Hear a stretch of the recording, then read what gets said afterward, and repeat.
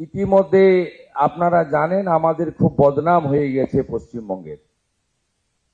Teacher recruitment scam, municipal recruitment scam, high court supreme কোর্টের হস্তক্ষেপ, 26,000 শিক্ষক শিক্ষিকা শিক্ষাকর্মীর চাকরি বাতিল, সব মিলিয়ে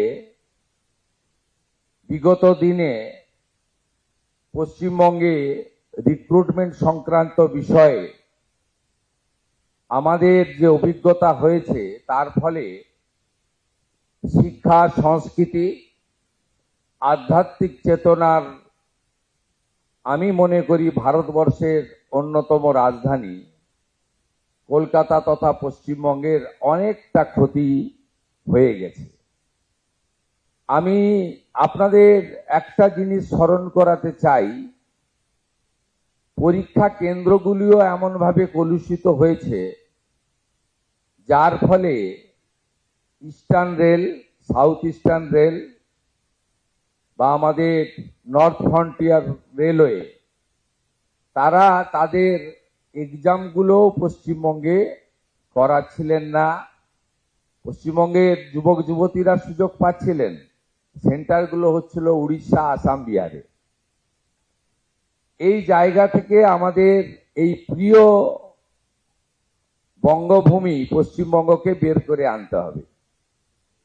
খুব উৎসাহজনক ভারত সরকারের নিয়োগ প্রক্রিয়া এবং দেশের সর্বোচ্চ নেতা মাননীয় প্রধানমন্ত্রীর হাত দিয়ে তার উপস্থিতিতে এই ধরনের রোজগার মেলার মধ্য দিয়ে আমাদের অ্যাপয়েন্টমেন্ট ডিস্ট্রিবিউশন, এটা নীরবে করা যেত, কিন্তু নীরবে না করে করার মধ্য দিয়ে যারা নিয়োগ প্রক্রিয়াকে কলুষিত করছেন, যারা নিয়োগ প্রক্রিয়াকে দূষিত করছেন, তারাও এই ধরনের প্রক্রিয়ার মধ্য দিয়ে নিজেদেরকে সংশোধিত করবেন আর অন্যরাও শিখবেন।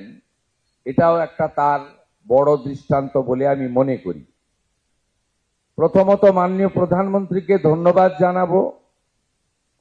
দেশের শিক্ষিত, মেধা সম্পন্ন, ওয়েল এডুকেটেড ইয়াং জেনারেশনকে তিনি ভারতবর্ষের নবনির্মাণ অর্থাৎ 2047 আমাদের দেশ যে বিকশিত ভারত হবে তার লক্ষ্যে এই নির্মাণে যুক্তকরণ করছেন।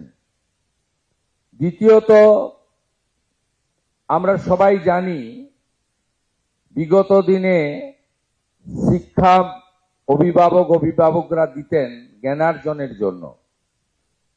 আধুনিক যুগে অভিভাবকরা শিক্ষিত করে তোলেন, আধুনিক শিক্ষায় শিক্ষিত করেন কর্মসংস্থানের একটা আশা বা স্বপ্ন নিয়ে। যে আশা বা স্বপ্ন এই পশ্চিমবঙ্গে বিগত কয়েক বছর ধ্বংস হয়েছে, সেই জায়গা থেকে ভারত সরকার তাদের আশা স্বপ্ন পূরণ করার জন্য নতুন প্রজন্মের, শিক্ষিত প্রজন্মের দিকে হাত বাড়িয়ে দিয়েছেন। এটাও একটা উল্লেখযোগ্য দিক। আমি প্রথমবার এই ধরনের কেন্দ্রীয় সরকারের আমাদের রোজগার মেলার কর্মসূচিতে উপস্থিত হয়েছি, যদিও আমি রাজ্যের বিরোধী দলনেতা হিসেবে বিগত দিনে ভারত সরকারের তথা রেলের নানা কর্মসূচিতে আমাকে সম্মানের সঙ্গে তারা ডেকেছেন এবং আমি উপস্থিত ছিলাম। এখান থেকে আমি একটা কথাই ঘোষণা করতে চাই, আগামী দিনে রাজ্য সরকারের নিয়োগের ক্ষেত্রে কেন্দ্রীয় সরকারের রেলওয়ে রিক্রুটমেন্ট বোর্ড সহ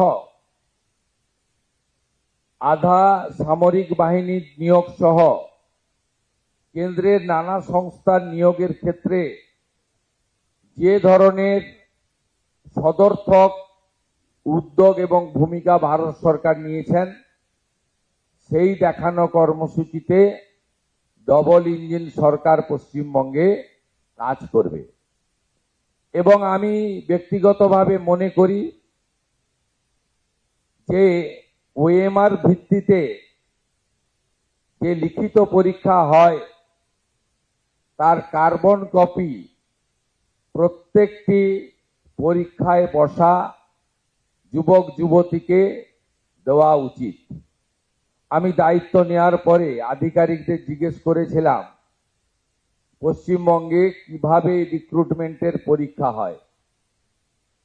তারা আমাকে বলল ওএমআর পদ্ধতিতে হয়, কিন্তু কার্বন কপিটা খাতার সঙ্গেই থেকে যায়, কেউ নিয়ে যায় না, থাকে carbon copy. It's a very bad practice. Mala fide intention, nepotism, corruption, এই যে ওয়ার্ডগুলো আছে এগুলোকে এনকারেজ করার জন্যই এই ধরনের একটা উদ্যোগ বা একটা মানসিকতা কাজ করেছে।